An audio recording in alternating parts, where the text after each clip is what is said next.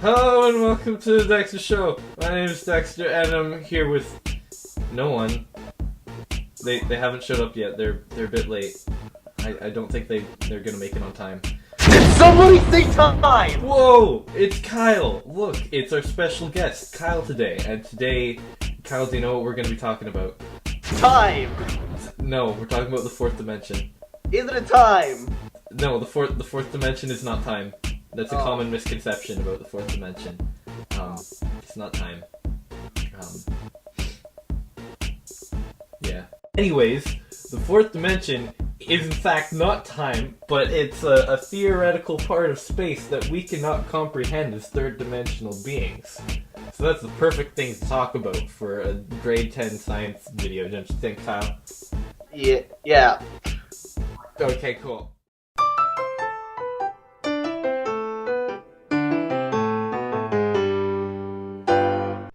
Well, I had originally planned to show you the fourth dimension firsthand, but sadly we can't go there.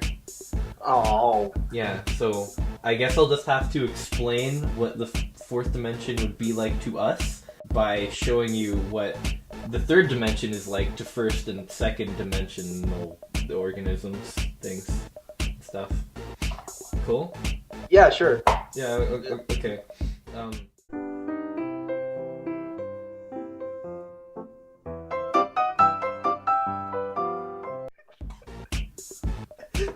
Okay, how does it feel to be in two dimensions?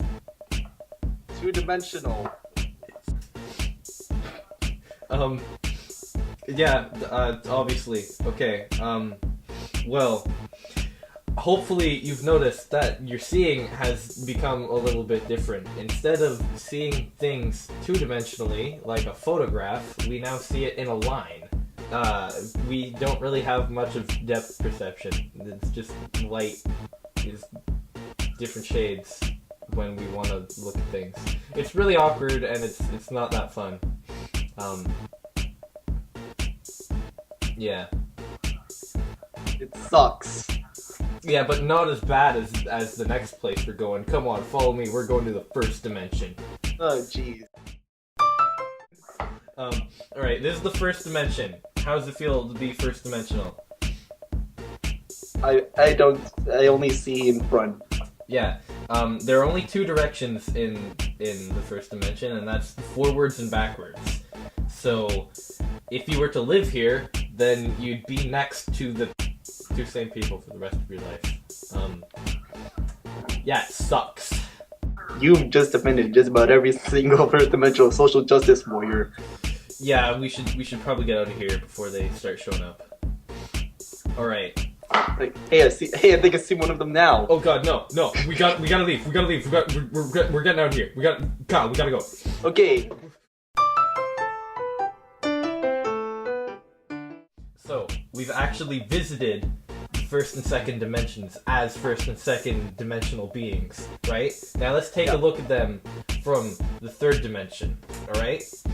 So, this is the second dimension, alright?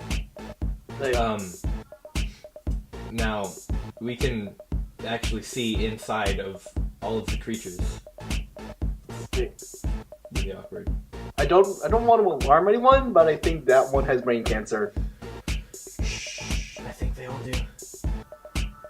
Oh. Yeah. Ooh. Yeah. Actually, you know what, Kyle?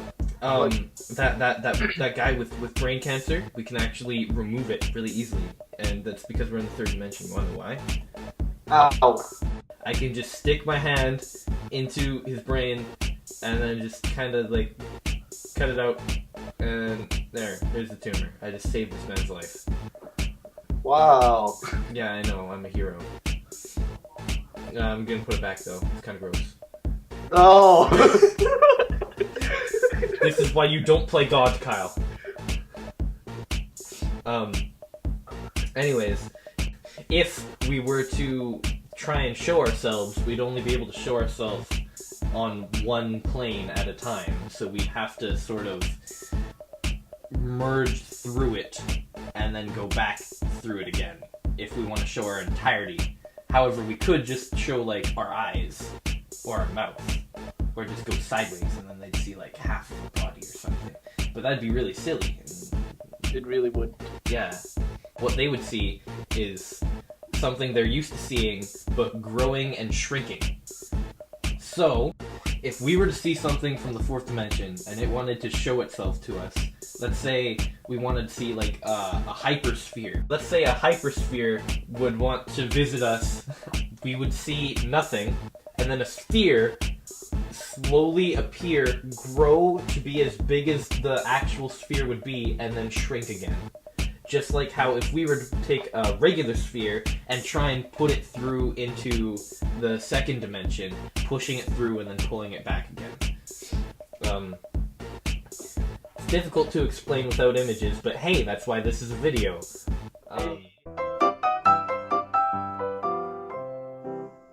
You should be able to notice a pattern. If you're to take the first dimension, right, the second dimension is exactly 90 degrees from the first dimension, like perpendicular to the first dimension, to create a plane. While if you were to take the second dimension and make something else exactly 90 degrees perpendicular from the two of them, you'd have 3 dimensions. So does that mean that the fourth dimension is 90 degrees from the third dimension? But that would just still be in the third dimension, wouldn't it?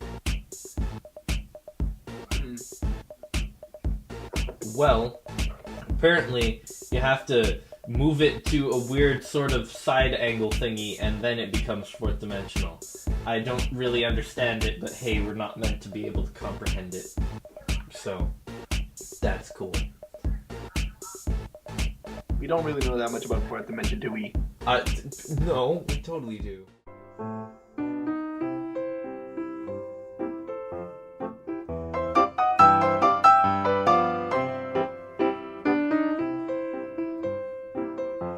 Fourth dimension is really just a theory at best, and people have had many theories about this specific theory.